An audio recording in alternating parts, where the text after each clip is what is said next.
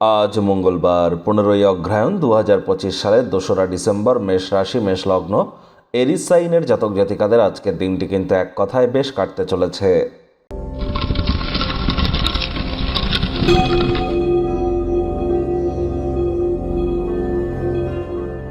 ভিডিওটির শুরুতেই স্ক্রিনে আপনারা দেখতে পাচ্ছেন হনুমানজির প্রণাম মন্ত্র। মনোজাবং মারুত তুল্য বেগং জিতেন্দ্রিয়ং বুদ্ধিমত্তম বরিষ্ঠম বাতাত্মজং বানরযুথ মুখ্যং শ্রীরামদূতং শরণ্যম প্রপদ্যে। এটি আপনারা সকাল, দুপুর, সন্ধ্যা 3 বেলা মিলিয়ে 108 বার জপ করুন, অত্যন্ত উপকৃত হবেন। কারণ এ বছরটি হনুমানজির বছর, মঙ্গলের বছর এবং বছরের অন্তিমতম মাসের শুরুয়াত হয়ে গেল। তাহলে অবশ্যই খুব হনুমানজির নাম জপ ধ্যান আরাধনা করুন। আজ ব্ল্যাক এবং ব্লু কালারের ড্রেস পরিধান করা থেকে বিরত থাকুন, সাত্ত্বিক জীবনযাপন গ্রহণ করুন। যারা বিশেষ করে IT sector, real estate, army, police, defence, automobile industry, pharmaceutical industry, sports, networking, marketing, সেলসের ডিপার্টমেন্টে আছেন, অথবা আপনাদের মধ্যে যারা আর্টিফিশিয়াল ইন্টেলিজেন্স বা ম্যানুফ্যাকচারিং ইন্ডাস্ট্রিতে আছেন, তাদের জন্য হনুমানজির নাম জপ ধ্যান আরাধনা করাটা অত্যন্ত গুরুত্বপূর্ণ হবে। এছাড়াও যারা বিভিন্ন দীর্ঘদিন ধরে বিভিন্ন রোগশোকের মধ্য দিয়ে সময় অতিবাহিত করছেন, আর আপনাদের ক্ষেত্রে আপনাদের স্বামীই তো মঙ্গল, তাহলে স্বামীর মঙ্গলের জন্য মঙ্গলের বীজ মন্ত্রও আপনারা কিন্তু জপ করতে পারেন। ওম ক্রাং ক্রিং ক্রং সব ভোমায় নামা। পারলে মাটিতে একটু পা দিয়ে হাঁটুন অন্তত 9 মিনিট, আর মাটিতে বা মেঝেতে বা ফ্লোরে থুতু যেন ফেলবেন না। ভাগ্য মিটার আজ আপনাদের বলছে 7 আউট অফ 10, ভাগ্য আপনাদের অনুকূলেই থাকবে।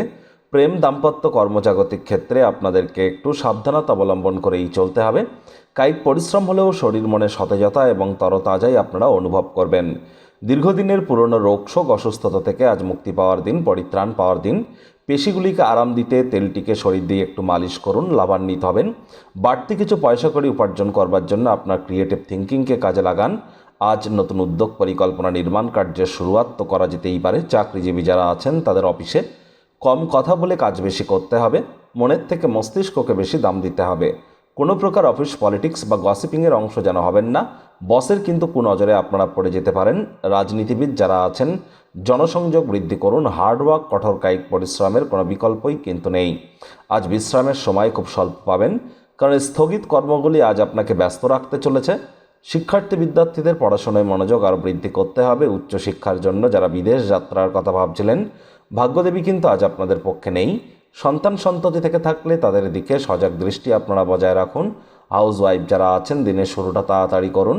প্রেমিক প্রেমিকা, স্বামী স্ত্রী উভয়ের ক্ষেত্রেই বলবো রূঢ় বাক্যের প্রয়োগ, অশ্লীল ব্যবহার যেন করবেন না। তৃতীয় কোনো ব্যক্তিকে ভুলেও সম্পর্কের মধ্যে প্রবেশ করতে দেবেন না।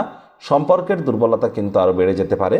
শত্রুপক্ষ, বিরোধী পক্ষ আজ খুব একটি শক্তিশালী থাকছে না।